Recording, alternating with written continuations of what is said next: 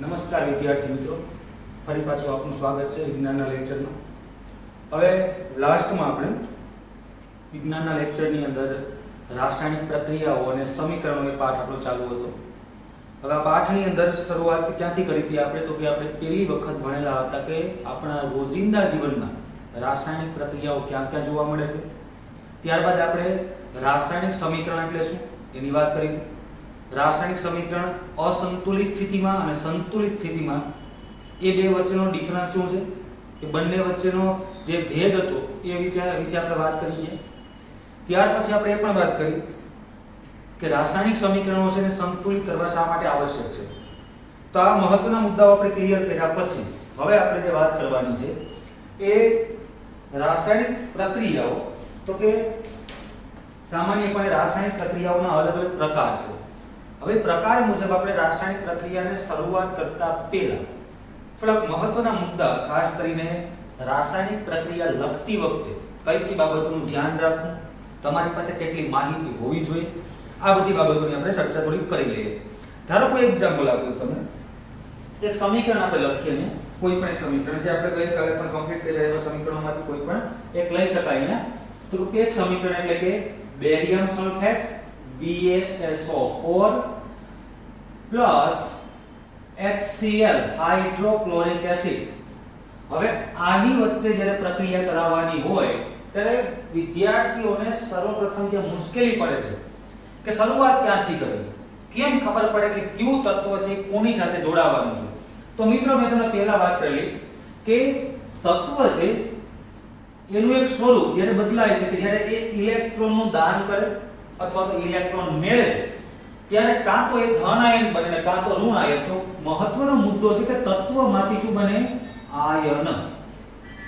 હવે તત્વમાંથી આયન બને છે ત્યારે એ બે પ્રકારના આયનોની સંભાવના છે. કાં તો એ ધન આયન હોય, કાં તો એ ધન આયન અથવા તો એ ઋણ આયન હોવાની સંભાવના છે.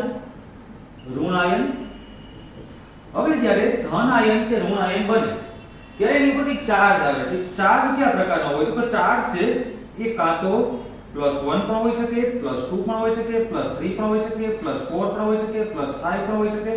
આવા ચાર્જ અહીંયા આવી શકે. જેટલા ઇલેક્ટ્રોન ગુમાવે એ પ્રકારનો ચાર્જ આવે. તો સામાન્ય રીતે જોવા જાય કે ધન આયન કેમાં જોવા મળે? તો મોટે ભાગે કેમાં જોવા મળે? ધાતુ તત્વોમાં. કેમાં? ધાતુ તત્વો છે એ ઇલેક્ટ્રોન ગુમાવવાની વૃત્તિ ધરાવે છે, એટલે કે ઇલેક્ટ્રોન ગુમાવવાની વૃત્તિ. આ મહત્વના મુદ્દા છે. આજે તમે આ હું દોરું છું, અહીંયા લખું છું, એ તમારા માટે મોસ્ટ ઇમ્પોર્ટન્ટ છે. કારણ કે એટલી માહિતી તમારી પાસે નહીં હોય તો તમારે રાસાયણિક પ્રક્રિયાને સંતુલિત કરવી થોડી અઘરી પડે છે. એટલે આપણે પહેલા બેઝિક થી સ્ટાર્ટ કરીએ કે ભાઈ શરૂઆત ક્યાંથી કરવી. આવું અધૂરું સમીકરણ તમને આપેલું છે તો એ સમીકરણને આપણે સંતુલિત કેમ કરવું, કઈ રીતે આપણે એમાં આગળ વધી શકીએ એની આપણે થોડી ચર્ચા કરવાની છે. અહીંયા તો એટલા માટે આયન તત્વોમાંથી આયન બને છે. આયન બે પ્રકારના હોઈ શકે, કાં તો ધન આયન હોય કાં તો ઋણ આયન હોય. હવે ધન આયન છે તો કે +1 2 +1 +2 +3 +4 પ્રકારનો કોઈ પણ ચાર્જ ઉપર ધરાવે છે.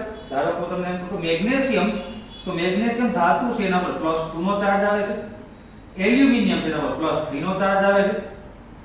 સોડિયમ છે એના પર +1 નો ચાર્જ આવે છે. આવી રીતે કોઈ પણ અહીંયા ચાર્જ આવી શકે.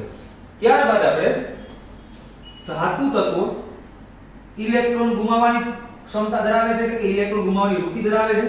તો આપણે કહી શકીએ કે જેટલા પણ ધન આયન બનતા હશે મોટા ભાગે કેવા હશે? ધાતુ તત્વો. કેવા હશે? ધાતુ તત્વો. એના માટે આપણે શબ્દ વાપર્યો તો ઇલેક્ટ્રોપોઝિટિવિટી નો ગુણધર્મ ધરાવે. એટલે કે મતલબ એનો એવો થયો કે કેન્દ્રીય વીજભાર, કેન્દ્રીય વીજભારમાં પ્રોટોન વધારે હોય પરંતુ ઇલેક્ટ્રોનને ગુમાવે છે, ઇલેક્ટ્રોન છે ડોનેટ કરે છે. તો એના દ્વારા આપણે ખબર પડે કે આ વિદ્યુત ધનમય તત્વો છે, ઇલેક્ટ્રોપોઝિટિવ છે. પરંતુ એથી વિરુદ્ધ દિશામાં ઋણ આયન તરીકે લેવા જાવ તો એમાં પણ તમને -1 -2 -3 -4 આવા કોઈ પણ ચાર્જ આવી શકે. એટલે એ ચાર્જ પ્રમાણે આપણે કોઈ પણ મોટા ભાગના અધાતુ તત્વો આવેલા હોય છે આમાં, અધાતુ તત્વો. અને એ શું કરે તો કે ઇલેક્ટ્રોન મેળવવાની વૃત્તિ ધરાવે છે. મહત્વનો મુદ્દો બે અહીંયા છે, ધાતુ તત્વો અને અધાતુ તત્વો. આ બંને વચ્ચેનો ડિફરન્સ શું છે? તો કે આપણે એટલું જ કહેવાનું છે અહીંયા ખાલી કે ધાતુ તત્વો છે ઇલેક્ટ્રોન ગુમાવવાની વૃત્તિ ધરાવે છે, જ્યારે અધાતુ તત્વો છે ઇલેક્ટ્રોન મેળવવાની વૃત્તિ ધરાવે છે. હવે બંને ડિફરન્સ ઉપરથી આપણે એટલો ખબર પડે કે એકમાં પોઝિટિવ ચાર્જ આવે છે, એકમાં નેગેટિવ ચાર્જ આવે, અને સામાન્ય વાત છે કે વિરુદ્ધ પ્રકારના વીજભારો વચ્ચે હંમેશા શું હોય? આકર્ષણ હોય. શું હોય? હંમેશા આકર્ષણ, એટલે કે ધન અને ઋણ આ બંને વચ્ચે આકર્ષણ હોય. પરંતુ એક વસ્તુ અહીંયા ક્લિયર કરવાની છે આપણે કે ધારો કે કોઈ પણ તત્વ છે એના ઉપરનો ચાર્જ છે, ધારો કે આપણે મેગ્નેશિયમ જ લઈએ, એના પર ચાર્જ છે +2 નો ચાર્જ આવેલો છે, અહીંયા 2 ઇલેક્ટ્રોન ગુમાવ્યા છે. હવે સામે ધારો કે ક્લોરીન છે, એને જ્યારે આયન બની જાય ત્યારે ક્લોરાઇડ બચાય. ધારો કે Cl છે તો આ ક્લોરીન છે તત્વ છે, પરંતુ આના પર જ્યારે -1 નો ચાર્જ આવે, એ એક ઇલેક્ટ્રોન કોઈ પાસેથી મેળવે ત્યારે આને બચાય ક્લોરાઇડ, કારણ કે આયન પ્રત્યે લાગે છે ધોરણ 9 ની અંદર તમે ભણી ગયા વસ્તુ કે કોઈ પણ અધાતુ તત્વ છે જ્યારે ઇલેક્ટ્રોન મેળવે છે ત્યારે ઋણ આયન બને છે, અને ઋણ આયન બન્યા પછી એનું પ્રોનાઉન્સિએશન શું થાય છે? તો કે એને કહેવામાં આવે કે આઇડ. કોઈ પણ જે તત્વ હોય, ઓક્સિજન હોય તો ઓક્સાઇડ થઈ જાય, ક્લોરીન હોય તો ક્લોરાઇડ થઈ જાય, સલ્ફર હોય તો સલ્ફાઇડ થઈ જાય. આવી રીતે ફ્લોરિન હોય તો ફ્લોરાઇડ થઈ જાય, આયોડિન હોય તો આયોડાઇડ થાય. આવી રીતે આઇડ પ્રત્યે લાગે, પરંતુ ધાતુ તત્વના નામકરણમાં કોઈ જાતનો ફેરફાર થતો નથી. ધાતુ તત્વ જ્યારે આયન બને તો આયન પણ ખાલી મેગ્નેશિયમ આયન એવું શબ્દ વપરાય, ત્યાં કોઈ આઇડ કે અલગ અલગ પ્રકારના પ્રત્યયની કોઈ જરૂર પડતી નથી. એટલે અહીંયા મેગ્નેશિયમ ઉપર છે +2 નો ચાર્જ છે, ક્લોરાઇડ ઉપર -1 નો ચાર્જ છે. હવે બંને વચ્ચે આકર્ષણ તો છે, પરંતુ અસંતુલિત પ્રકારનું આકર્ષણ છે, કારણ કે આની પાસે -1 છે, આની પાસે +2 છે. મતલબ એવો છે કે આની પાસે 2 પ્રોટોન વધારે છે, આની પાસે 1 ઇલેક્ટ્રોન વધારે છે. હવે આના 1 પ્રોટોનનું આના 1 ઇલેક્ટ્રોન સાથે આકર્ષણ થાય તો સમજી ગਏ, પરંતુ આની પાસે 1 પ્રોટોન હજી પણ વધારે છે. તો એ અસંતુલિત સ્થિતિમાં કોઈ પણ 2 તત્વો જોડાઈ શકે નહીં. તટસ્થ વીજભાર હોય, જ્યારે બંને જોડાશે ત્યારે કુલ નેટ ચાર્જ બંનેના ઉપર કેવો હોવો જોઈએ? 0 હોવો જોઈએ, તો જ અણુ છે સ્થાયી બની શકે, નહીંતર અણુ સ્થાયી ન હોઈ શકે. તો આપણે શું કરવાનું છે? તો કે તો મારે હવે આવા જે ક્લોરીન ને બીજો એક ક્લોરીન અહીંયા લઈ લે, આ એનો ભાઈ, આને પણ એક ઇલેક્ટ્રોન મેળવો, આ પાછો એક ક્લોરાઇડ મળી ગયો આપણને. હા, હવે અહીંયા ભાગીદારી થાય એમ છે, કારણ કે ભાઈ આને એક ઇલેક્ટ્રોન આની પાસે વધારે છે, આની પાસે એક ઇલેક્ટ્રોન વધારે છે, આને 2 ઇલેક્ટ્રોનની ઘટ છે. હવે એકલો ક્લોરાઇડ તો આને ઇલેક્ટ્રોન પહોંચાડી શકે એમ નહોતો, એટલે બીજો ક્લોરાઇડ આવી ગયો. હવે આનો કુલ ચાર્જ બંને વચ્ચે તેને કેટલો થઈ ગયો? -2 થયો. આ -2 આ +2, તો એક મેગ્નેશિયમ સાથે કેટલા ક્લોરાઇડ જોડાઈ શકે? તો કે 2 ક્લોરાઇડ, MgCl2. આ રીતે. હવે એમાં ખાસ યાદ રાખવાનું કે કોઈ પણ અણુની અંદર 2 વસ્તુ હોય. એક તો પૂર્વગનો આંક હોય, પૂર્વગનો આંક, અને એક ઉપલિપિ કહેવામાં આવે. હવે બે વચ્ચે ડિફરન્સ શું? તો કે ધારો કે કોઈ સમીકરણ લખતું હોય ને મારે સમીકરણ સંતુલિત કરવા માટે મેગ્નેશિયમ 2 લેવા પડતા હોય અને ક્લોરીન 4 લેવા પડતા હોય, તો હું આ રીતે અણુસૂત્ર લખું MgCl2, અને આગળ મારે પૂર્વક 2 લગાડવા પડે. આખા અણુ 2 લેવા પડે, તો અહીંયા મેગ્નેશિયમ 2 થઈ ગયા ને ક્લોરાઇડ કેટલા થઈ ગયા? એટલે ક્લોરીન 4 થઈ ગયા. તો પ્રક્રિયા આખી કમ્પ્લીટ થઈ અહીંયા. પણ ઉપલિપિ એટલે શું? તો કે કોઈ પણ એક મૂળભૂત અણુસૂત્રની અંદર કોઈ એક તત્વો કે 2 તત્વો કે 3 તત્વોની સંખ્યા 1 કરતા વધારે હોય. આપણે અહીંયા જોઈ શકીએ, ધારો કે FeSO4 ferrous sulphate. Ferrous sulphate ની અંદર Fe એક છે, સલ્ફર એક છે, પરંતુ ઓક્સિજન કેટલા છે? 4. તો મારે ઓક્સિજનને આ રીતે ન લખાય, Fe પછી S પછી 4 ઓક્સિજન, આ ખોટું છે. આમ પણ ન લખાય, FeSO પછી 4 બાજુમાં એક્ઝેક્ટ આ રીતે એની હારોહાર નહીં. આ રીતે પણ ન લખાય, 4 FeSO, આ પણ ખોટું છે. તો મારે ઉપલિપિ એટલે શું? કે જે મૂળભૂત લિપિ છે જે કે જ્યાં FeSO4 અહીંયા આવશે, આ રીતે આવશે. એની એક્ઝેક્ટ થોડો ક્રોસમાં નીચે અહીંયા તમારે આ ઓક્સિજનના 4 બતાવવાના છે, કે ઓક્સિજનના જ પરમાણુ ખાલી 4 છે, બાકી બધા એક. હવે એક જ પરમાણુ કોઈ પણ અણુસૂત્રમાં હોય તો તમારે કંઈ દર્શાવવાની જરૂર નથી. ધારો કે હું એમ કહું કે આ MgCl2 છે, તો મેગ્નેશિયમ 1 Cl2 આવું બતાવવાની જરૂર નથી કારણ કે મેગ્નેશિયમ એક જ છે. હવે ઘણી જગ્યાએ તમે નામકરણમાં થોડો ફેરફાર આવશે. જેમ કે અહીંયા મેગ્નેશિયમ ડાઇક્લોરાઇડ પૂર્વક લાગે છે ડાઈ મેગ્નેશિયમ ડાઇક્લોરાઇડ. હવે આવું તો ક્યારે વાંચતા જ નથી આપણે. ખરેખર તો આપણે તો એવું જ કહીએ છે મેગ્નેશિયમ ક્લોરાઇડ. પરંતુ જ્યારે કાર્બનની વાત હોય CO2 તો અહીંયા આપણે વાંચીએ છીએ કાર્બન ડાઇઓક્સાઇડ. એટલે આપણે આખું નામ શું કરી નાખીએ આનું ડાયોક્સાઇડ. આનું નામ કરી નાખીએ આપણે ડાયોક્સાઇડ કાર્બન ડાયોક્સાઇડ. આવો ડિફરન્સ કેમ કે ભાઈ અમુક જગ્યાએ બે ઓક્સિજન હોય કે કોઈ પણ બે પરમાણુ હોય તો આપણે પૂર્વક લગાડીએ ડાઈ try tetra પેન્ટા Hexa હેપ્ટા octa નોના deca વગેરે. પરંતુ જ્યારે આવા કોઈ અણુસૂત્ર હોય તો એમાં કે નામ નથી આવું લખવામાં આવતું. જ્યારે ડાયરેક્ટ કેમ કહેવાય કે મેગ્નેશિયમ ક્લોરાઇડ અને મેગ્નેશિયમ ક્લોરાઇડ લખવામાં કહેવામાં આવે તો જે સામાન્ય થોડું કેમિસ્ટ્રી જાણતો હોય એ આમ જ લખે MgCl2. કોઈ આમ ન લખે MgCl. આ ખોટું છે. આનું કારણ શું? તો કે ભાઈ કાર્બન ડાયોક્સાઇડ એટલા માટે વાંચવામાં આવે કે કાર્બનની બે સંભાવનાઓ છે, બે રીતે જોડાઈ શકે. કાર્બન સાથે એકલો ઓક્સિજન પણ હોઈ શકે અને કાર્બન સાથે બે ઓક્સિજન પણ હોઈ શકે. તો આને કહેવાય કાર્બન મોનોક્સાઇડ, આને કહેવાય કાર્બન ડાયોક્સાઇડ. આવા બે સંયોજનો સંભવી શકે. અહીંયા બે પ્રકારના વાયુ સંભવી શકે. એટલા માટે એ લખવામાં આવે કે કાર્બન છે એકલા ઓક્સિજન સાથે પણ જોડાઈ શકે અને કાર્બન બે ઓક્સિજન સાથે પણ જોડાઈ શકે. એટલે કાર્બન મોનોક્સાઇડ અને કાર્બન ડાયોક્સાઇડ. પરંતુ એક્ઝામ્પલ તરીકે આપણે વાત કરીએ કે મેગ્નેશિયમની વાત કરીએ તો મેગ્નેશિયમ થી ફરજિયાતપણે બે ક્લોરીન સાથે જોડાય. કોઈ દિવસ એકલો ક્લોરીન આને સંભવિત ન શકે. કારણ કે અહીંયા શું થાય છે તો કાર્બન સાથે અહીંયા ત્રણ બોન્ડિંગ બની શકે આ રીતે ઓક્સિજન સાથે આ રીતે. પરંતુ અહીંયા આ CO2 આ CO ખાલી આ રીતે પોસિબલ બને છે. પરંતુ અહીંયા એવું કંઈ નથી બનતું. અહીંયા કારણ કે આ સહસંયોજક બંધ છે. જ્યારે આ આયનીય બંધ છે ઇલેક્ટ્રોનની લેતી જતી થાય છે. અહીંયા ઇલેક્ટ્રોનની ભાગીદારી થાય છે. એટલે ઘણા એવા સંયોજનો છે કે જેમાં ઇલેક્ટ્રોનની ભાગીદારી દ્વારા એક જ તત્વ સાથે વિવિધ સ્વરૂપમાં અણુઓ બની શકે. અલગ અલગ સંખ્યામાં સ્વરૂપોમાં એ અણુઓ હોઈ શકે. પરંતુ અહીંયા મેગ્નેશિયમ ક્લોરાઇડ એટલે કે કોઈ પણ આયનીય સંયોજનો મોટે ભાગે આયનીય સંયોજનોમાં એ અણુની અંદર પરમાણુની સંખ્યા ચોક્કસ હોય.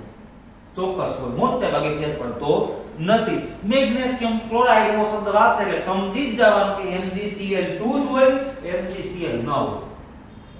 તો એક વસ્તુ ખબર પડી ગઈ આપણને હવે. જેમ કે એલ્યુમિનિયમ સલ્ફેટ Al2SO4 થ્રાઇસ. આ રીતે. હવે અહીંયા એમ જ લખવાનું હતું ડાઈ એલ્યુમિનિયમ ટ્રાઇસલ્ફેટ. કારણ કે એલ્યુમિનિયમ બે છે એટલે ડાઈ પૂર્વક લાગે. એલ્યુમિનિયમ છે એલ્યુમિનિયમ અને પછી આપણે એમ જ લખતા કે ભાઈ ડાઈ એલ્યુમિનિયમ ટ્રાઇસલ્ફેટ આવું લખતા નથી. શું લખી રહ્યા એલ્યુમિનિયમ સલ્ફેટ આવું લખીએ આપણે. ડાઈ અને ટ્રાઈ પૂર્વક કાઢી નાખ્યા. એનું કારણ તો કે એલ્યુમિનિયમ સલ્ફેટનું એક અને માત્ર એક જ અણુસૂત્ર આવું બને, બીજું કોઈ અણુસૂત્ર બની જ ન શકે. એવું અણુસૂત્ર ન હોઈ શકે અહીંયા કે એલ્યુમિનિયમ સલ્ફેટ આમ પણ લખાય તો આ ખોટું છે, Al2SO4 ટ્વાઇસ લખાય તો આ ખોટું છે, Al3SO4 થ્રાઇસ આ બધા ખોટા અણુસૂત્ર છે. આ પોસિબલ નથી. તો હવે તમને ખબર પડી ગઈ કે તમને એક વસ્તુની ખબર હોવી જોઈએ કે જ્યારે કોઈ પણ અણુસૂત્રના નામની બાબતની વાત આવતી હોય તો તમને એ પણ ખબર પડી જવી જોઈએ કે જો અણુની સંભાવના એક જ પ્રકારની કે જેમ કે એલ્યુમિનિયમ ક્લોરાઇડ તો AlCl. હવે આમ ન લખાય તો શું લખવું પડે એલ્યુમિનિયમ +3 આ -1. તો પછી આ બેને સંતુલિત કરવા માટે શું કરવું પડે મારે તો ક્લોરીન વધારવા પડે. જેનો મોટો ચાર્જ હોય એને વધારવાની જરૂર નથી, જે ઓછો ચાર્જ ધરાવે એને વધારવા પડે પહેલા. એટલે અહીંયા આને કેટલા લઈએ જો આ 1 ગુણ્યા +3 છે તો અહીંયા -1 ને કેટલા વડે ગુણવા પડે 3 વડે તો બરાબર -3 થાય. ક્લોરીન કેટલા લેવા પડે 3. એક એલ્યુમિનિયમ સાથે 3 ક્લોરીન એનું નામ થઈ ગયું એલ્યુમિનિયમ ક્લોરાઇડ. કમ્પ્લીટ. તો આ સામાન્ય બાબતો હતી. હવે અહીંયા ધારો કે મેં મૂળ સમીકરણને પાછા આવી જઈએ આપણે કે ભાઈ એ સમીકરણ હતું એની અંદર આપણે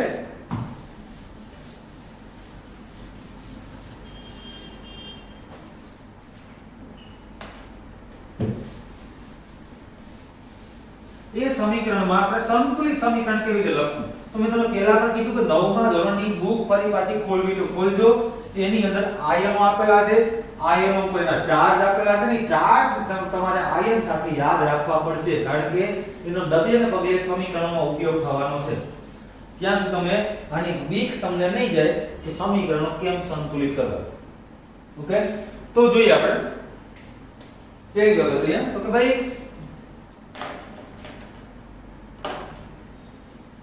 મેં સમીકરણ લખેલું હતું બેરિયમ સલ્ફેટ પ્લસ HCl. હવે અહીંયા બેરિયમ છે એના ઉપર ચાર્જ આવે છે +2 નો, સલ્ફેટ ઉપર ચાર્જ આવે છે -2, હાઇડ્રોજન ઉપર ચાર્જ આવે +1, ક્લોરાઇડ ઉપર ચાર્જ આવે -1. ઓકે, તમારે ક્રોસર કરવાનું છે, બીજું કંઈ નહીં. શું કરવાનું છે? બેરિયમ સાથે અહીંયાનો ધન આયન હોય, આ +2 વાળો છે, આ -2, આ +1, આ -1. અહીંયાનો પ્લસ વાળો ચાર્જ છે એ અહીંયાના આયન ઋણ આયન સાથે જોડે, અને અહીંયાનો ઋણ આયન છે એ અહીંયાના ધન સાથે આયન સાથે જોડે. હવે તમે એ પણ ભણી ગયા આગળના ધોરણમાં કે કોઈ પણ અણુસૂત્ર લખતી વખતે ધન આયન પહેલા આવે, ઋણ આયન પછી આવે. પરંતુ અપવાદરૂપ કિસ્સાઓ તમને કહી દઉં, તમને ક્યાંક એવું લાગશે એટલે થશે કે સાહેબ તો ખોટા હતા, એને એવું કીધું કે ધન આયન પહેલા હોય, ઋણ આયન પછી, પણ અમુક અણુસૂત્ર એવાય પડ્યા, અમુક એટલે બહુ રેર કેસમાં. ધારો કે તમને કહું કે સોડિયમ એસિટેટ Ca3COONA આવો એક અણુ છે. હવે અમે એસિટેટ આયન એટલે આખો આ થયું ને સોડિયમ આયન, તો આ છે Ca3COO માઈનસ અને અહીંયા Na પ્લસ અહીંયા આવે. તો આવા અમુક જ અણુસૂત્રો છે કે જે ખરેખર ક્યાં પોઝિટિવ ચાર્જ પછી આવે, નેગેટિવ. બોલવામાં તો હજી પણ પોઝિટિવ ચાર્જ ને પહેલા લેવામાં આવે. સોડિયમ એસિટેટ, સોડિયમ પહેલા આવે છે, એસિટેટ પછી આવે. તો આ ઓર્ગેનિક કેમિસ્ટ્રીમાં આપણે આગળ વધશું ત્યારે ભણશું. અત્યારે આપણે ઇનઓર્ગેનિક ની અંદર સામાન્ય પ્રક્રિયાઓની વાત કરીએ છીએ. આપણે આ પ્રક્રિયાઓમાં મેં તમને વાત કરી એમ કે ભાઈ બેરિયમ છે એ એના ક્લોરાઇડ સાથે જોડાશે, અહીંયાનો હાઇડ્રોજન છે સલ્ફર સાથે જોડાય. તો હવે આપણે બેને અલગ કરીએ કે બેરિયમ છે +2 છે, ક્લોરાઇડ છે -1 છે, હાઇડ્રોજન છે +1 છે, ક્લોરાઇડ છે -1 છે. સોરી, અહીંયા આવશે સલ્ફેટ SO4 -2 છે. ચાર્જની વાત કરીએ તો મેં તમને પહેલા વાત કરી કે બંને બાજુના ચાર્જ સમાન થવા જોઈએ. એ પ્લસ હોય કે માઈનસ હોય. મોટો ચાર્જ હોય એને પહેલા બોલાવવાનું નહીં, ધન હોય કે ઋણ હોય. તો એ મોટો ચાર્જ છે +2 છે, આ છે -1. આની સંખ્યામાં આપણે ફેરફાર કરી શકીએ. તો ક્લોરીન ધારો કે 2 લઈ લે તો 2 * 2 એટલે બરાબર -2 નો ચાર્જ થઈ ગયો. અહીંયા પ્લસ નો ચાર્જ ઓલરેડી છે, તો +2 અને -2 બે તટસ્થ થઈ જશે. એટલે +2 + -2 એટલે આ રીતે આપણે જોવા જાય તો કુલ ચાર્જ, નેટ ચાર્જ કેવો થઈ જાય? 0 થઈ જાય. અથવા તો આપણે ડાયરેક્ટ એમ કહીએ કે અહીંયા આ બંને આયનો તટસ્થ થવા જોઈએ, વીજભારની દ્રષ્ટિએ તટસ્થ થઈ જાય એટલે અણુ બની જાય. તો અહીંયા મારે લખી નાખવાનું ડાયરેક્ટ અહીંયા કે ભાઈ બેરિયમ સાથે 2 ક્લોરીન જોડાય એટલે BaCl2 બની ગયો. અહીંયા હવે વધ્યું શું મારી પાસે? તો કે જ્યારે મેં ક્લોરીન 2 લીધા તો મેં તમને પહેલા પણ વાત કરી હતી કે મૂળભૂત જે અણુસૂત્ર આપણી પાસે છે એ HCl છે. એમાં તો એક જ ક્લોરીન છે, 2 ક્લોરીન આવ્યા ક્યાંથી? તો કે મારે તો અહીંયા 2 અણુ લેવા પડે હાઇડ્રોક્લોરિક એસિડ ના, એકલો ક્લોરીન 2 ના હોય. એટલે મારે અહીંયા આગળ મૂકી દેવાના 2. હવે મારી પાસે હાઇડ્રોજન કેટલા થઈ ગયા? તો કે 2 થઈ ગયા. તો આનો કુલ ચાર્જ કેટલો થઈ ગયો? +2 નો ચાર્જ થયો. આનો ચાર્જ કેટલો છે? -2 નો ચાર્જ છે. +2 -2 બંને સમાન થઈ ગયા. તો એક સલ્ફેટ સાથે કેટલા હાઇડ્રોજન જોડાશે? 2 હાઇડ્રોજન. સિમ્પલ છે. એટલે અહીંયા આપણે લખશું હવે આગળ પ્રક્રિયામાં પ્લસ કરી અને H2 હાઇડ્રોજન 2 છે, પણ સલ્ફેટ એક જ છે એટલે ઉપલિપ્તમાં 2 લખ્યા મેં SO4 આ રીતે. તો મને મળી ગઈ સલ્ફ્યુરિક એસિડ અને બેરિયમ ક્લોરાઇડ આ રીતે. તો સામાન્ય આપણે એક સમીકરણને સંતુલિત કરતા શીખ્યા થોડું ઘણું. આ એક આવી પદ્ધતિઓ રેર કેસમાં ક્યાંય મોટા ભાગે રેફરન્સમાં બહુ ઓછી આપેલી હોય, પરંતુ જ્યારે તમને શીખડાવવા માટે આ એક સામાન્ય બેઝિક પદ્ધતિથી તમને સમજાવવા માંગુ છું અને તમને મેક્સિમમ એવો મારો પ્રયત્ન છે કે તમે બેઝિક થી સ્ટાર્ટ કરો. સામાન્ય નાનામાં નાની બાબતનો તમને પ્રશ્ન અંદર મગજમાં ન હોવો જોઈએ એ રીતે આપણે સ્ટાર્ટ કરીએ છીએ. એટલે આ સમીકરણ સંતુલિત કરતા થોડુંક આપણે શીખ્યા. હવે આપણે એક એક સમીકરણ એટલે કે રાસાયણિક પ્રક્રિયાઓના પ્રકાર આ પાઠની અંદર આપણે જે ભણવાનું છે એની વાત કરવાની છે. તો કે રાસાયણિક પ્રક્રિયાઓના પ્રકાર.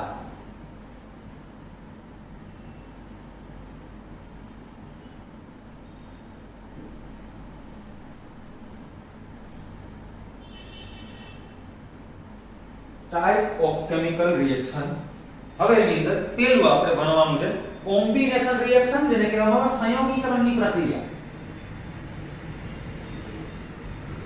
સંયોગીકરણની પ્રક્રિયા એના કરતા ઇંગ્લિશ વધુ સરળ છે આનું કોમ્બિનેશન રિએક્શન.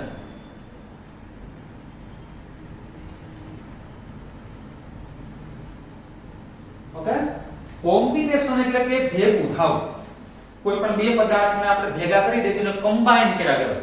આપણે ધારો કે બે અલગ અલગ પ્રકારની તમારી જૂની બુકલેટ હોય, કોઈ રફ બુક કે કોઈ પણ એમાં પેજ બંધેલા હોય તો બાઇન્ડિંગ કરાવીએ.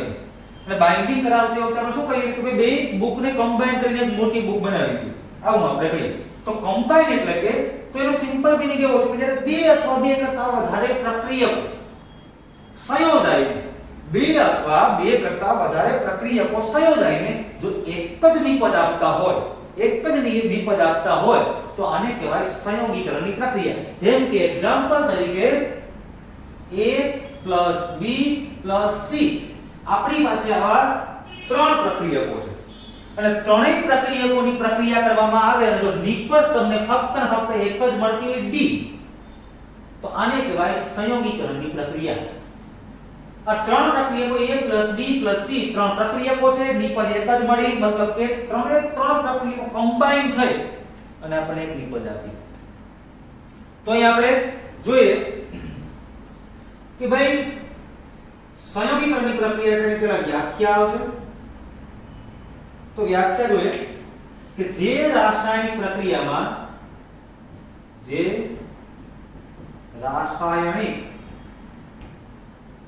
પ્રક્રિયામાં બે કે તેથી વધુ પ્રક્રિયકો સંયોજાઈને એક જ નિપજ એટલે કે પ્રોડક્ટ અને પ્રક્રિયક એટલે રિએક્ટન્ટ કહેવાય ને, એક જ નિપજ આપતા હોય તો તેને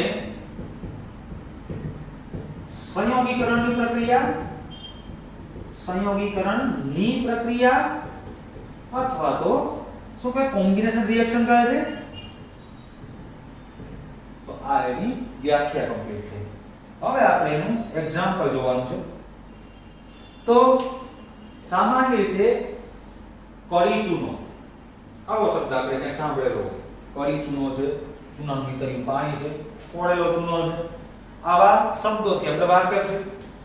ખાસ કરીને આવા શબ્દની અંદર બે પ્રકારની બાબતો હોય. આ વખતે બોર્ડની અંદર આ પ્રશ્ન પૂછાયેલો હતો કે ભાઈ એક પ્રક્રિયા આપેલી, પ્રક્રિયાની અંદર તમને સમીકરણની વાત કરી હતી, એમાં એક અણુની વાત કરી હતી. અણુ હતું એનું રાસાયણિક નામ આપવાનું કીધું હતું.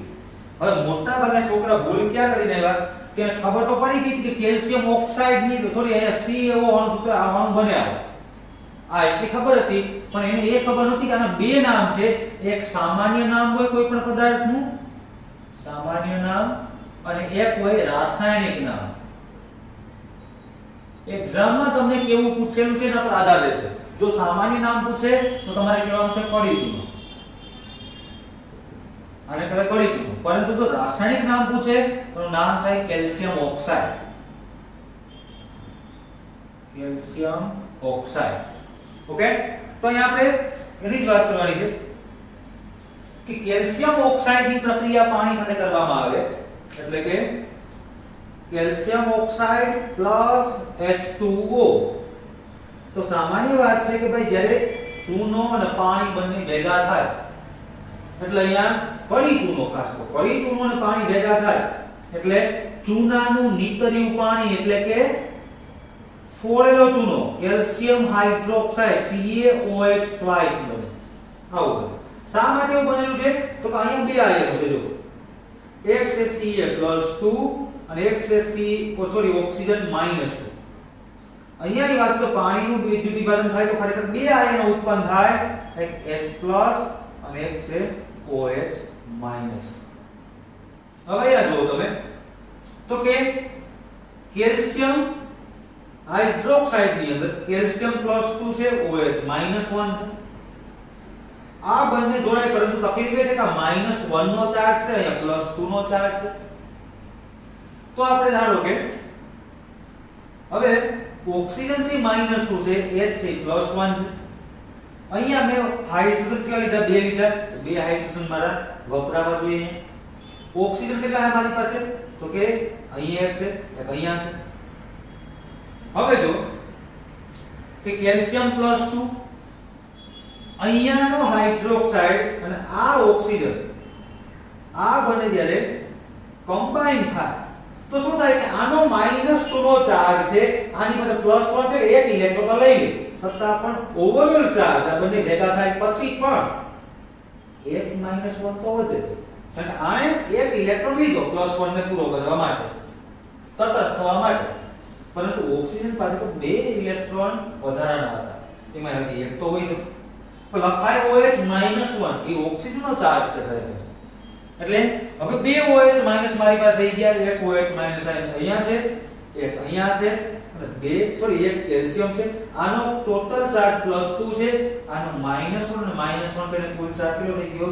-2. એટલે +2 અને -2 બંને તટસ્થ બની ગયા, એટલે બની ગયું કેલ્શિયમ હાઇડ્રોક્સાઇડ. એટલે આનું નામ આપણે અહીંયા નામકરણ કરી દઈએ. આને ખૂબ ધીમી ગતિથી આપણે આગળ વધી રહ્યા છે, છતાં પણ કારણ કે ધીમી ગતિ એટલા માટે છે અહીંયા કે આપણે નાનામાં નાની બાબતને ક્લિયર કરતું જવાનું છે અને વ્યવસ્થિત સમજતું જવાનું છે. તો જો અહીંયા આ છે કેલ્શિયમ ઓક્સાઇડ, નું નામ તમને ખબર હોવી જોઈએ. એટલે આ છે કેલ્શિયમ ઓક્સાઇડ. હવે કેલ્શિયમ ઓક્સાઇડ ને કળી ચૂનો પણ કહેવાય સામાન્ય નામ તરીકે. કળી ચૂનો સામાન્ય નામ છે એનું. પાણી છે ખબર જ છે આપણે. અહીંયા બનશે આનું નામ કહેવાય કેલ્શિયમ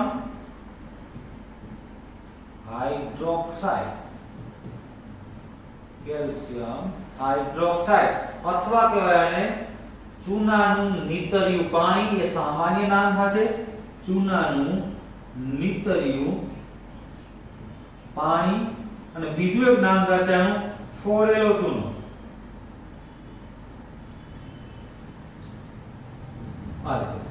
તો આ બાબતો વિશે આપણે આની અંદર અલગ અલગ પ્રકારના એક્ઝામ્પલ તમે લઈ શકો, પરંતુ આપણે એક્ઝામને લગતા વ્યાખ્યા અને સૂત્ર અને આવી બાબતોની આપણે ખબર હોવી જોઈએ. ધારો કે આપણે એક ટ્રાય કરીએ. Na2O અહીંયા લખીએ આપણે સોડિયમ ઓક્સાઇડ પ્લસ H2O. હવે જો અહીંયા સોડિયમ છે, એના પર ચાર્જ કેટલો છે? +1 નો. એકલો સોડિયમ હોય તો +1 નો ચાર્જ આવે. એવા કેટલા સોડિયમ છે? 2. એટલે ટોટલ ચાર્જ કેટલો થઈ ગયો? +2. ઓક્સિજન અહીંયા એક છે, -2 નો ચાર્જ થશે. અહીંયા H2O છે એટલે એક H+ અને એક OH- આયન થશે. હવે જુઓ તમે કે અહીંયા આ -2 છે, આમાંથી એક ઇલેક્ટ્રોન લઈ લે એટલે આ પણ શું બની જાય? ખરેખર બે કમ્બાઈન થઈને OH- બની જાય. હવે આ -1, આ પણ -1, આ સોડિયમ 2 છે એટલે +2. એટલે મોટા ભાગના છોકરા શું કરે આની અંદર? આમ લખે Na2OH ટ્વાઇસ આવ્યું. હવે આ બાબતમાં તમે જો કે કોઈ પણ અણુસૂત્ર લખવાની બાબતમાં એક નિયમ એવો પણ છે કે ઓછામાં ઓછા પરમાણુ વડે અણુસૂત્રને સંતુલિત કરો. તો એ બેની સંખ્યા 2 છે. તો આપણે એક સોડિયમ લઈએ તો એનો Na+1 ચાર્જ થાય. એક હાઇડ્રોક્સાઇડ લઈએ તો OH-1 ચાર્જ થાય. +1 -1 આ બંનેને આપણે ભેગા કરીએ તો શું બની જાય? NaOH. આ રીતે બને. પણ આપણી પાસે બધી વસ્તુ 2 છે. તો આપણે હા પ્રક્રિયામાં પૂર્વક લગાડી દો. NaOH તો બની ગયો. હવે આગળ લખી નાખો 2.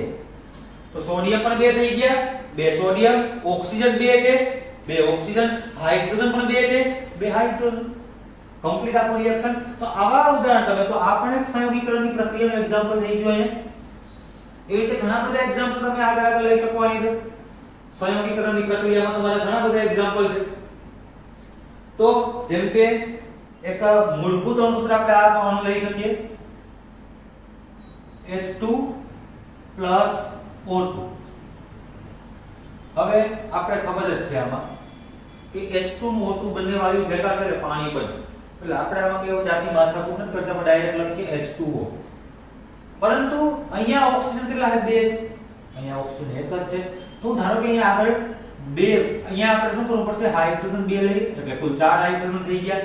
અહીંયા 2 મૂકી દો, 4 હાઇડ્રોજન અહીંયા, 4 અહીંયા, 2 ઓક્સિજન, 2 ઓક્સિજન. અને લખવાની બીજી એક રીત આવી પણ છે H2 1/2O2. અડધો ઓક્સિજનનો અણુ. આ એક પ્રમાણ છે.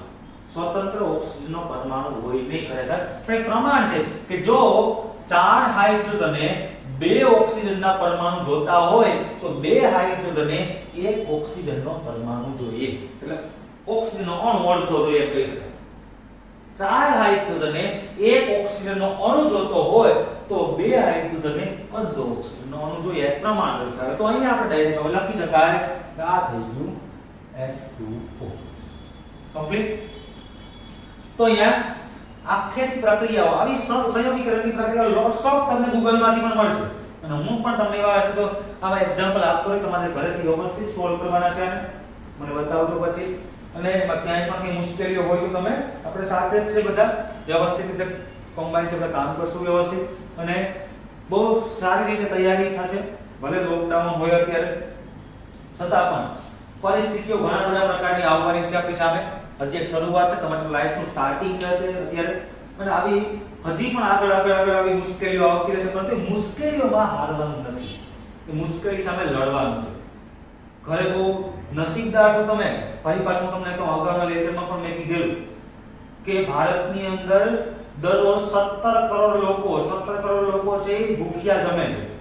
19 કરોડ લોકો એવા છે જેની પાસે ઘર નથી રહેવા માટે. તો મોબાઈલની કલ્પના કેવી રીતે કરી શકાય? વિડિયો લેક્ચરના માધ્યમો એની પાસે કેમ પહોંચાડવા? તો તમે બહુ નસીબદાર છો કે તમને એટલું પણ માધ્યમ પૂરું પડે છે અત્યારે. એટલે જે લોકો પાસે ખાવા પીવા કંઈ નથી, જે મજૂરી કરે છે એના બાળકો છે અત્યારે એની પાસે કોઈ વ્યવસ્થાઓ નથી, એ એજ્યુકેશન તો બહુ દૂરની બાબત છે. એનું પહેલા પોતાની લાઈફ સાચવવાની છે, જીવવું કેવી રીતે વિચાર છે મોટો. તો તમે બહુ સારી રીતે અત્યારે ભણી રહ્યા છો. બહુ સારા માધ્યમો તમારી સામે, ટેકનોલોજીનો મેક્સિમમ ઉપયોગ કરીએ છીએ આપણે અત્યારે. એટલે સારામાં સારી તૈયારી કરો, સારામાં સારું કંઈક આગળ વધો તમે. અને આવી પરિસ્થિતિમાં જ જે ભણશે એ જ પોતાના લાઈફમાં કંઈક સારામાં સારા કામ કરી શકશે. અત્યારે એવું વિચારી લેશો કે નહીં અત્યારે કંઈ છે નહીં, એવો માહોલ નથી ભણવાનો, બધી જગ્યાએ વાયરસનું નાટક, કંઈ થવાનું છે. આવું એક વખત નહીં, આવું અગાઉ પણ થયેલું છે, અત્યારે પણ થાય છે, હજી થવાનું પણ છે. અને આથી પણ વિકટ પરિસ્થિતિઓ આવી શકે. પરંતુ આપણે તો ખાલી એટલું ધ્યાન રાખવાનું છે કે જેટલું છે એમાં જ આપણે સંતોષ માનવાનો છે. મેક્સિમમ આપણું બેસ્ટ આપીએ. એટલે જે વિદ્યાર્થીઓ કંઈ પણ રીતે કોઈ પણ રીતે કોઈ મુશ્કેલી અનુભવતા હોય તો અમે તમારી સાથે છે. મને ગમે ત્યારે તમે કોન્ટેક્ટ કરી શકો. કોઈ પણ પ્રશ્નોની બાબત હોય, તમારી કોઈ પણ કઈ મતલબ કે ક્યાંય પ્રોબ્લેમ પડતા હોય, આ બાબતની આપણે ચર્ચાઓ સાથે કરશું. એટલે આ લેક્ચરમાં આપણે ખાલી એટલું જ રાખવાનું, બેઝિક માહિતી આપી, એક જ પ્રક્રિયા મેં તમને ભણાવી, સંયોગીકરણની પ્રક્રિયા, અને એક્ઝામ્પલ હું તમને એક્સ્ટ્રા આપીશ કે તમારે વ્યવસ્થિત સમજવાના છે. હવે પછીના લેક્ચરમાં આપણે એક બીજા રાસાયણિક પ્રક્રિયાનો પ્રકાર હજી કન્ટિન્યુ ચાલવાના છે. આની અંદર હજી આપણે બીજો પ્રકાર પણ ભણવાના છે. ત્યાંથી શરૂઆત કરશું. Thank you.